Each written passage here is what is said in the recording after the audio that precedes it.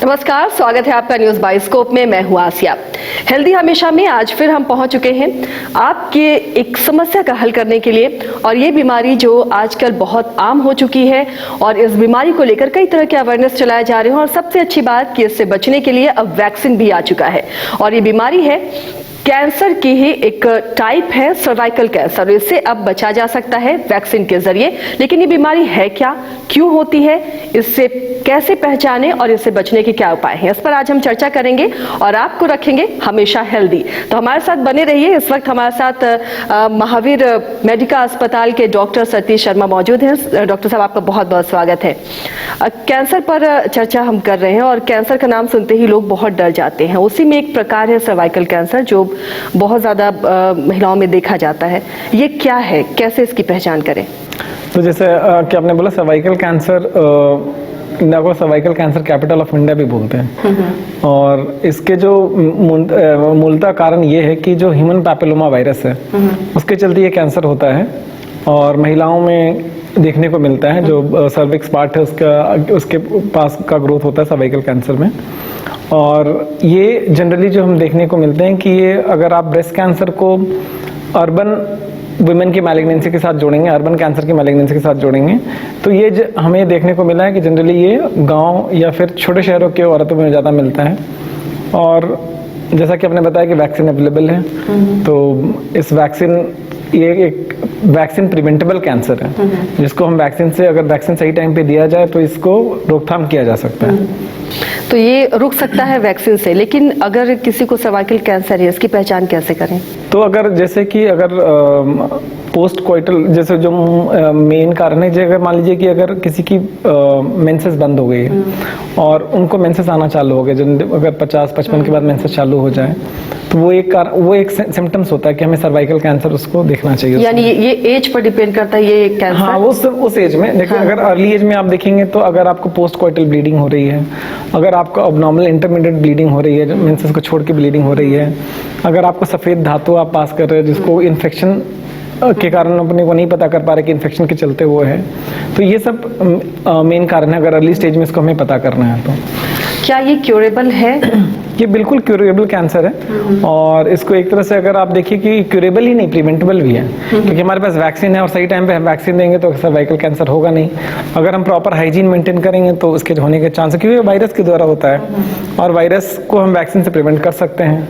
जो वैक्सीन को लेकर बहुत ज्यादा अवेयरनेस अभी है नहीं। हालांकि अब देखिए गवर्नमेंट भी इसे लेकर पहल कर रही है, अवेयरनेस हो रहे हैं, कई जगह कैंप लगाए जा रहे हैं। लेकिन जिन्होंने वैक्सीन नहीं लिया है तो वो कितने एज तक वैक्सीन ले सकते हैं? या कैंसर अगर हो गया, ये कैंसर हो गया है, तो क्या उस वक्त भी वैक्सीन काम करेगी? नहीं, कैंसर होने के बाद ये वैक्सीन काम नहीं करेगी। लेकिन अगर कैंसर होने जैसे 9 साल से हम चालू कर सकते हैं, अगर 9 से 14 साल के बीच में आप लेते हैं तो आपको 2 डोज लेनी पड़ेगी। और जो कॉस्ट है, जहाँ तक मेरी समझ है, 10 साल के अंदर ही आती है, दोनों मिला के 10 साल के अंदर आएगी। अगर आप 14 साल के बाद लेते हैं तो आपको 3 डोज लेने पड़ेंगे। और ये बहुत सारे इसमें देखा गया कि जनरली हम 25 तक रिकमेंड करते हैं, पर लोग 40 ईयर्स तक भी ले लेते हैं इसको। अच्छा, कोई साइड इफेक्ट नहीं है इसमें? जो वैक्सीन के जनरल साइड इफेक्ट्स होते हैं, जैसे बुखार आना, अगर वो एक दिन का बुखार, या फिर जो वैक्सीन साइट है वहाँ पे दर्द होता है, 10 to 20% लोगों में ऐसा होता है। इन जनरल कोई ऐसा साइड इफेक्ट नहीं है वैक्सीन का। सर्वाइकल कैंसर की पहचान आपने बता दी डॉक्टर, इसका ट्रीटमेंट कैसे होता है? सर्जरी, क्योंकि कैंसर जिस पार्ट में उसे सर्जरी कर हटा दिया जाता है, तो इसमें कैसे करते हैं? तो इसमें भी ऐसा है कि अगर अर्ली स्टेज में हमें मिल जाता है तो हम उसको सर्जरी करके निकाल देते हैं। और अगर उसको सेकेंड या थर्ड स्टेज में अपने को मिलता है या फोर्थ स्टेज में मिलता है तो हम लोग उसको रेडिएशन, कीमोथेरेपी और रेडिएशन देके उसको ठीक करते हैं। तो यानी ये फोर्थ स्टेज में भी क्यूरेबल है? इससे डेथ के जो रेशियो है वो बहुत नहीं, अगर आपने सही से इलाज किया तो उसमें डेथ के चांसेस काफी कम है और क्योर करने का बिल्कुल ही चांसेस है। पर हर एक कुछ डिपेंड करता है ट्यूमर बायोलॉजी कैसी है आपकी, कितने एग्रेसिव ट्यूमर है। पर क्यूरेबल तो स्टेज 4 में भी हम लोग उसको क्योर कर सकते हैं। रीजन बस यही कि अवेयरनेस की कमी है, सफाई रखें। और इसके लिए अगर अपने बच्चों को, अगर आप सुन पा रहे हैं तो अपने बच्चों को वैक्सीन दिलाना बहुत जरूरी है, क्योंकि ये कैंसर प्रिवेंटेबल है और इसका प्रोटेक्शन रेट अगर वैक्सीन दिलाया तो 60 to 70% होता है। इसके लिए डॉक्टर्स या हॉस्पिटल्स की तरफ से क्या कोशिश की जा रही है कि अवेयर लोगों में अवेयरनेस हो इसे लेकर? तो हम बहुत बार स्कूल में अप्रोच करते हैं, स्कूल वगैरह में हम लोग ये सर्वाइकल कैंसर वैक्सीन के अगेंस्ट बोलते हैं।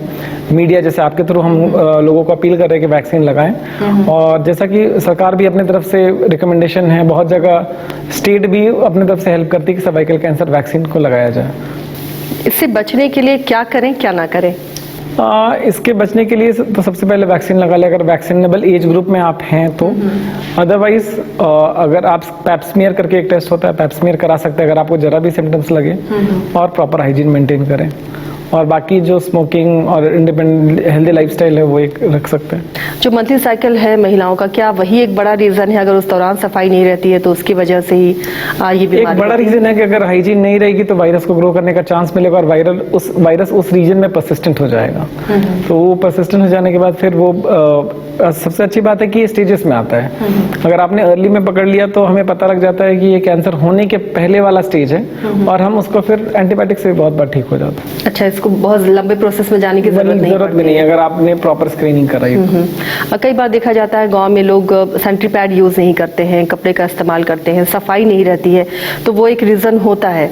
ऐसे जो अगर पैड्स भी यूज कर रहे हैं तो कितने घंटे तक फिर चेंज कर लेना चाहिए? कुछ इसके लिए भी टिप्स हैं? जैसे हम लोग ने क्या किया कि आशा वर्कर्स को हमने ट्रेन किया है, जो हमारे आशा वर्कर जो हमारे नियरेस्ट पीएचसी है, हमने बहुत बार उनसे कनेक्ट किया, बहुत बार आशा वर्कर के साथ प्रोग्राम किया है कि सैनिटरी पैड और उसको लेके किस तरह से उसको साफ सफाई रखा जाए। तो ये बड़ा रीजन तो एक यही है, और क्या खान पान या आपके लाइफ स्टाइल? खान पान तो सब एडिशन ही है अब, क्योंकि अब जैसे अगर माने तो फीमेल्स, गांव की फीमेल्स पर हमें यहाँ शहरों में भी काफ़ी देखने को मिलता है, और इसका भी कोई एज ग्रुप नहीं है। जनरली हम 50 प्लस के ऊपर देखते हैं, पर अब हम जो देख रहे हैं वो 25-30, यानी अब जो टीनेज यंग जनरेशन में भी हो रहा है। तो रीजन वही है, खान पान और थोड़ी सी साफ सफाई में ध्यान देना होगा। कोई इससे प्रिकॉशन के लिए वैक्सीन के अलावा कुछ और, इसके अलावा खान पान आप ध्यान दे रहे हैं, सफाई भी रख रहे हैं, उसके साथ कुछ और? नहीं, उसके साथ तो मुझे नहीं लगता कि और कुछ बहुत ज़्यादा अपने को हेल्प मिलेगा। लेकिन हाँ, अगर हमने प्रॉपर स्क्रीनिंग किया, प्रॉपर उसको अर्ली सिम्टम्स पे हम डॉक्टर के पास चले गए, टेस्ट करा लिया, और हम उसको कैंसर के पहले वाले स्टेज में पकड़ ले तो बहुत अच्छा है।